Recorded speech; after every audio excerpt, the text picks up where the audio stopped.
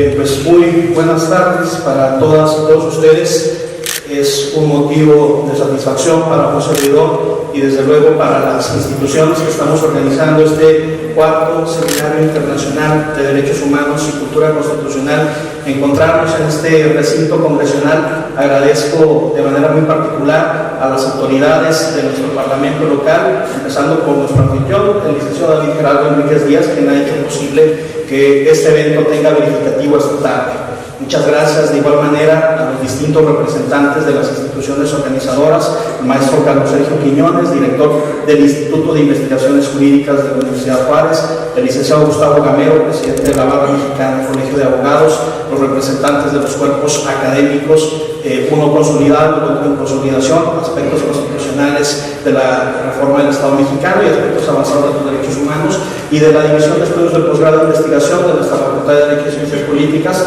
Agradezco la presencia del doctor Carlos García Carranza y de la licenciada Sandra Tobar Medina. Por supuesto, agradecer a los abogados aquí presentes, investigadoras, investigadores, profesores y alumnos en general. En este diálogo que habré de sostener con la maestra Carolina Medina, que nos visita desde el Congreso de Guanajuato, estaremos puntualizando algunas de las cuestiones más relevantes que tienen que ver con el papel del Poder Legislativo en el Estado constitucional.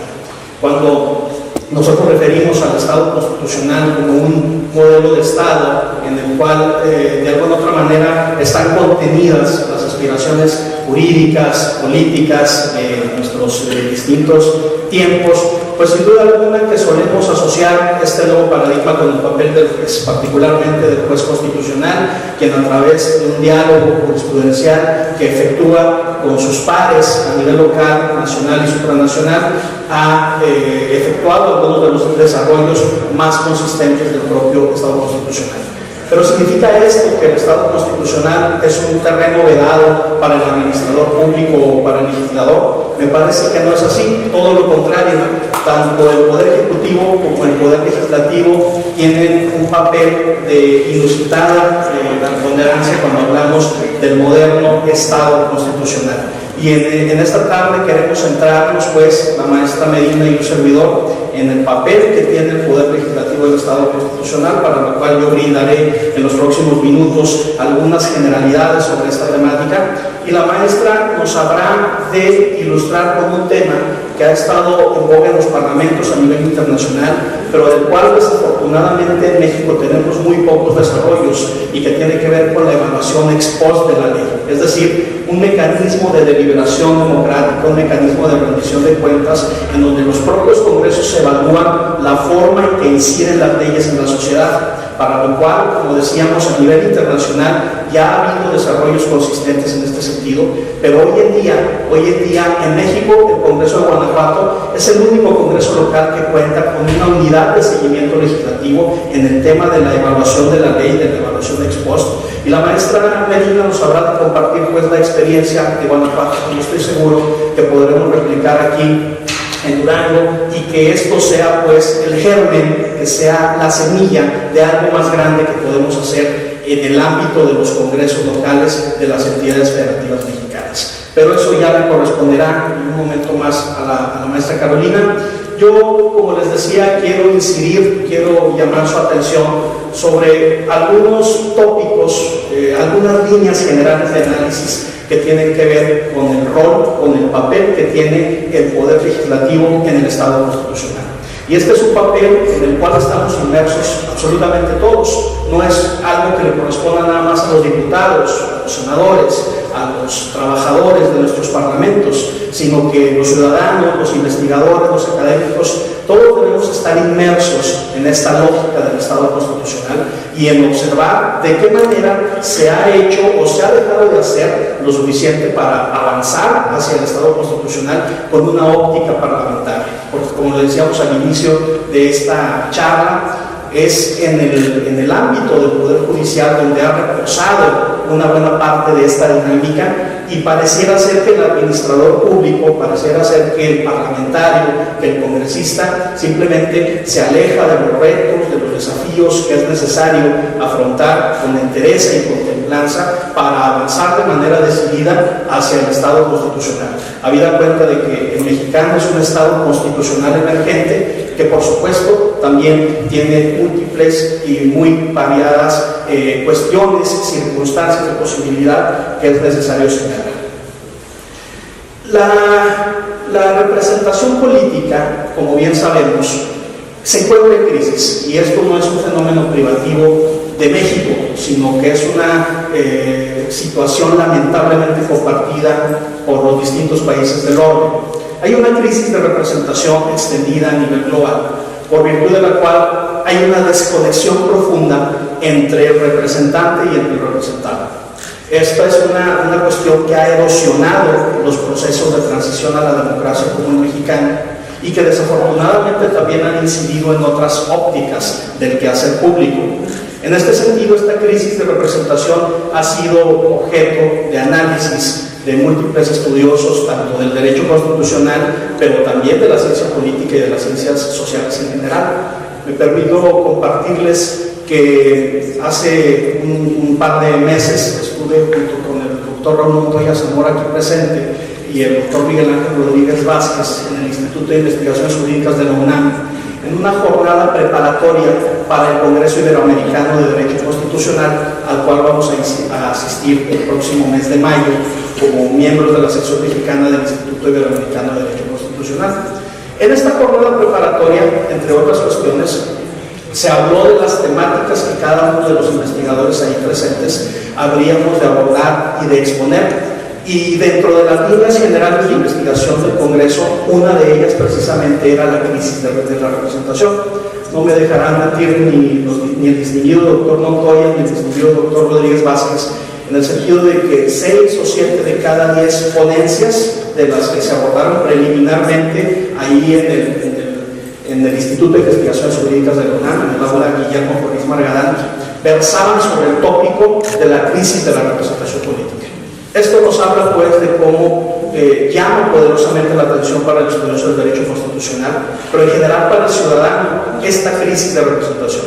Y si nosotros evaluamos, aunque sea de manera somera, los principales instrumentos demoscópicos que para tales efectos se han diseñado a nivel nacional e internacional, pues observaremos que estos datos duros y estas cifras estadísticas no nos dejarán mentir, dado que, como lo informa Latinobarómetro, esta importante organización de la sociedad civil a nivel Latinoamérica, un muy ínfimo porcentaje, del 38% de los mexicanos, están satisfechos con su democracia. Es uno de los niveles más bajos en América Latina, el tercero o cuarto más bajo. Lo mismo podemos nosotros indagar con estudios similares que se han formulado por parte de la CEPAL, por parte de Naciones Unidas, por parte del Banco de Desarrollo de América Latina. Lo mismo podemos observar también en instrumentos demoscópicos a nivel interno, elaborados por empresas, casas encuestadoras como Parametría, como Demotecnia, como Consulta Mitofsky, en donde observamos que los congresistas, los diputados, los senadores de los partidos políticos están entre los actores públicos peor evaluados por la ciudadanía. Y esta es una cuestión de percepción, pero es una cuestión también de la evaluación de este elemento cualitativo que mencionábamos al principio, de cómo hace falta darle un seguimiento al proceso de la ley, en el sentido de que para que ésta tenga un impacto verdadero, debemos elaborar patrones, indicadores estadísticos, una serie pues de pautas muy medibles, en el sentido de que se permita ponderar qué tanto ha hecho un parlamento en general y cuál ha sido el impacto real de una determinada normativa en la esfera de actuaciones del propio ciudadano. Cuando nosotros observamos esto, entonces nos damos cuenta de la crisis que en general tiene la representación, pero que esto lesiona en su conjunto al Estado constitucional. El Estado constitucional entonces tiene una serie de desafíos y de alternativas de distinto tipo, porque nosotros, para hablar de esta fórmula de la que se ha hecho no solamente uso, sino abuso de una manera extendida en nuestra teoría y en nuestra práctica cotidiana, pues debemos regresar a los orígenes, a final de cuentas. Debemos regresar a estos puntos de partida y en ese sentido emprender esa gran aventura teórica y práctica de preguntarnos qué es el Estado constitucional, porque un Estado constitucional no es únicamente aquel que tiene una Constitución, sino es una constitución que cumple con ciertas características, con ciertas funcionalidades, con ciertos niveles también de operatividad. Llegamos al extremo de que puede haber casos de estados, de sociedades presuntamente constitucionales que nada tienen de constitucionales en la realidad, a pesar de que puedan tener una constitución presuntamente de avanzada. Un estado constitucional, entonces, es aquel que se caracteriza, como lo ha dicho el gran teórico italiano del derecho constitucional Riccardo Guastini, por cumplir con ciertas condiciones de constitucionalización. Y estas condiciones de constitucionalización deben permear en la sociedad democrática. Entre otras, estas condiciones de constitucionalización tienen que ver con la rigidez constitucional, con la garantía propiamente dicha de la Constitución, es decir, de que existan mecanismos para salvaguardar tanto la división de poderes como el conjunto de derechos fundamentales, que exista una fuerza vinculante de la Constitución, una aplicación directa de la misma, una sobreinterpretación en cuanto tal, que propicie también lo que se ha denominado una sociedad abierta de los intérpretes constitucionales, como la ha llamado también Peter Habermas. Y en su conjunto estas condiciones de constitucionalización que también tienen que ver con el valor propiamente dicho de la norma constitucional a la luz de los principios pro persona y de interpretación conforme que hemos ensayado en México desde la reforma en la materia del 10 de junio del año 2011, sin duda alguna que observamos qué es lo que ha hecho o qué es lo que ha dejado de hacer el Poder Legislativo en este sentido. Hay varios puntos de reflexión que nosotros podemos efectuar cuando nos referimos al caso mexicano.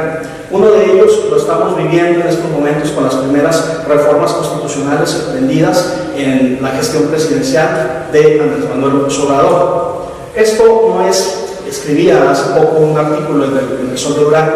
en donde aludía al borreguismo constitucional. Esta nociva práctica existente en los procesos de reforma constitucional, por virtud de la cual la reforma constitucional se desarrolla de manera automática, de manera impensada, de manera poco razonada, poco argumentada y poco discutida. Esto es también una lesión evidente al federalismo mexicano, porque no hemos sacado un provecho como tal de nuestro procedimiento de reforma constitucional. Cuando la reforma constitucional cumple con el procedimiento del artículo 135 y llega al seno de las entidades federativas, son muy pocas las que hacen una verdadera labor de análisis, de examen, de diagnóstico de qué están reformando. Llega y se convierte prácticamente en una competencia a ver quién entrega primero el voto aprobatorio de esa entidad federativa, de ese Congreso local. Hemos tenido, y esto lo denunciaba el doctor Diego Valadez, a quien tendremos el día de mañana para cerrar los trabajos de este seminario internacional, lo decía muy bien en un texto también excelente que escribía en ocasión de la reforma energética que tuvo lugar el año pasado. En una reforma de alrededor de 7,000 palabras, 6,000 de las cuales estaban en el decreto, en el régimen transitorio del propio decreto, que implicaba un análisis técnico profundo, concienzudo, que cumpliera con todos los elementos de la reglamentación jurídica. Hubo el caso de algunas legislaturas locales que en cuestión de horas aprobaron la reforma, sin ninguna discusión, sin ninguna clase de pormenor. Esto nos lleva pues a criticar de manera fuerte el papel que han tenido las entidades federativas, particularmente los congresos locales, en el procedimiento de reforma constitucional. Es algo que ojalá que se cambie en el futuro cercano, de tal manera que sí exista un federalismo constitucional lejos de ese borreguismo al que nos referíamos hace un momento. Dentro de los desafíos pues, que tiene el Poder Legislativo en el Estado constitucional y en aras también de reivindicar esta cuestión de la representación política, debemos decir, y esto lo he compartido con varios de mis estudiantes de posgrado, a quienes aquí veo a varios de ellos y me da gusto, lo he compartido en las clases que tenemos allá en la división, en el sentido de que hoy en día la administración pública legisla muchísimo más que los congresos y los parlamentos locales. Hoy en día, la administración pública, por virtud de ese cúmulo, de ese mare magnum de decretos, acuerdos, decretos, circulares, normas oficiales mexicanas, reglas de operación y normas de otra índole, legisla muchísimo más, porque estos cuerpos normativos, por supuesto, que cumplen con las características de generalidad, impersonalidad y abstracción, de tal manera que desde los años 80 y 90 tenemos este proceso a nivel global, donde la administración pública legisla más que el Congreso del Estado, entonces, que los congresos estatales y nacionales.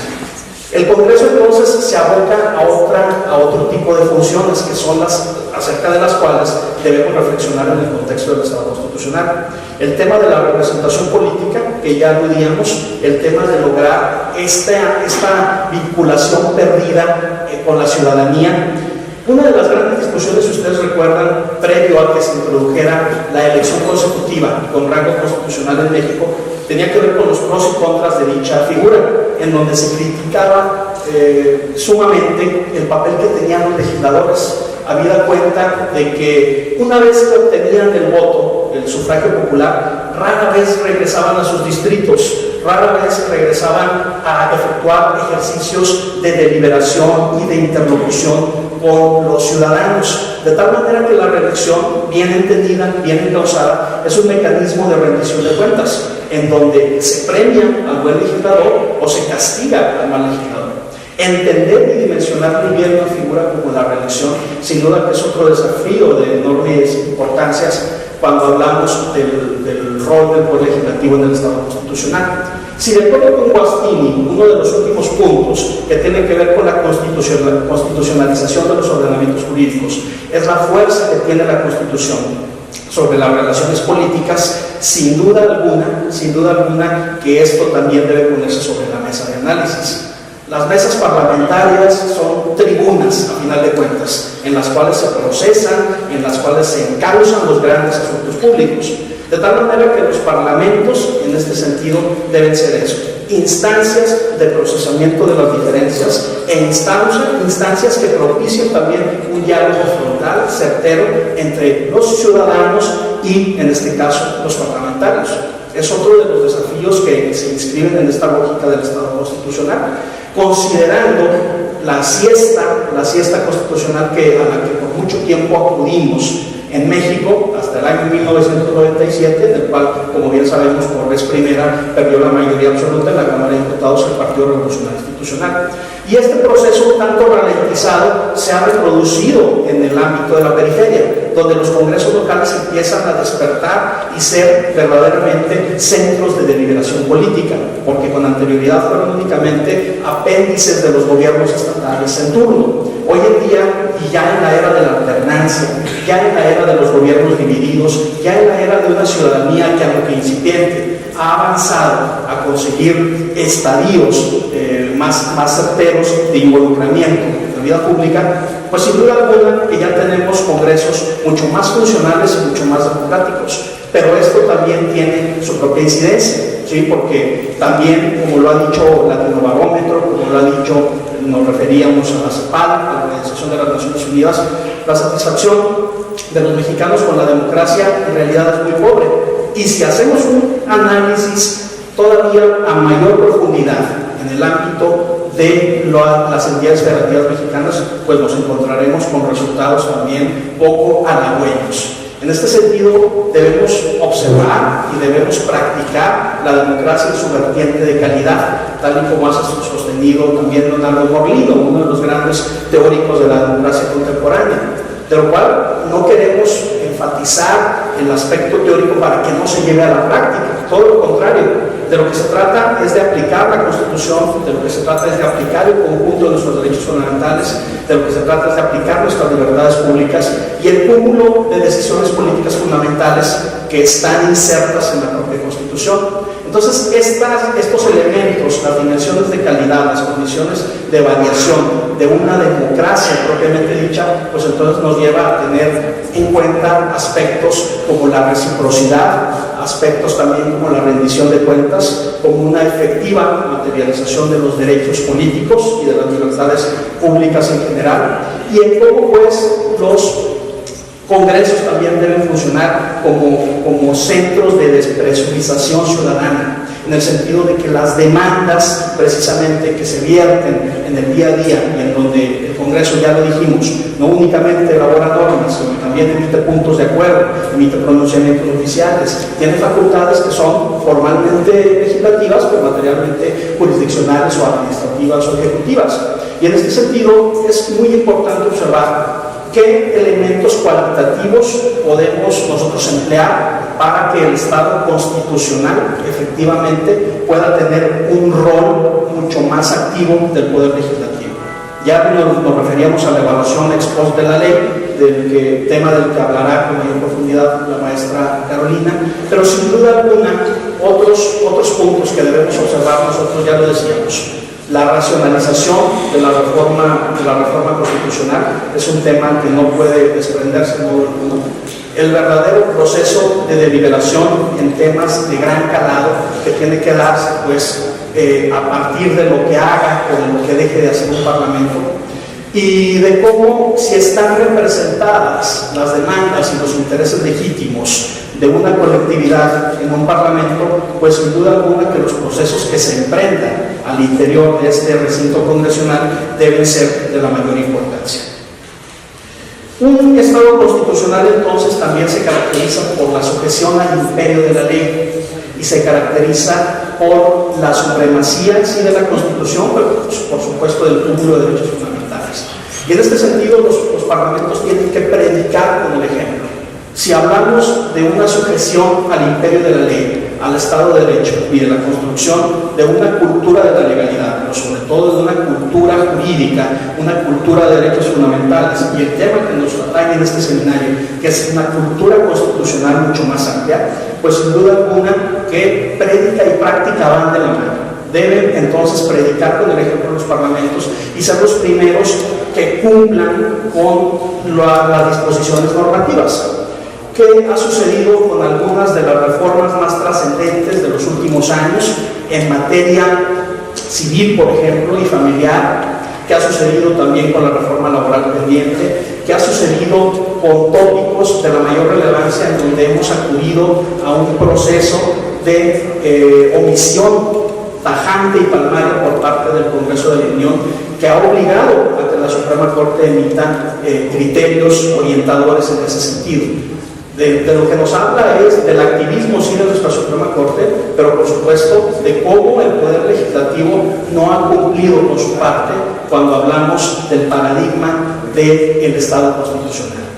El que hace la ley debe ser el primero que la respete, y desafortunadamente en México sucede lo contrario. Por lo tanto, esta es una enorme área de oportunidad que nos atañe a todos los aquí presentes. Estudiantes de licenciatura, estudiantes de posgrado, abogados litigantes, miembros de las destacadas instituciones que organizan este seminario, entre las cuales me da gusto saludar al maestro Javier Mier, presidente del Tribunal Electoral del Estado de Durango, y el magistrado José de la Luz López Pescado, quien además de ser un muy destacado juzgador, es también un académico muy renombrado. Así que me da mucho gusto tenerlos en los trabajos de este Seminario Internacional de Derechos Humanos y Cultura Constitucional. La Constitución del Estado constitucional, entonces, valga el juego de palabras, no es cualquier clase de constitución.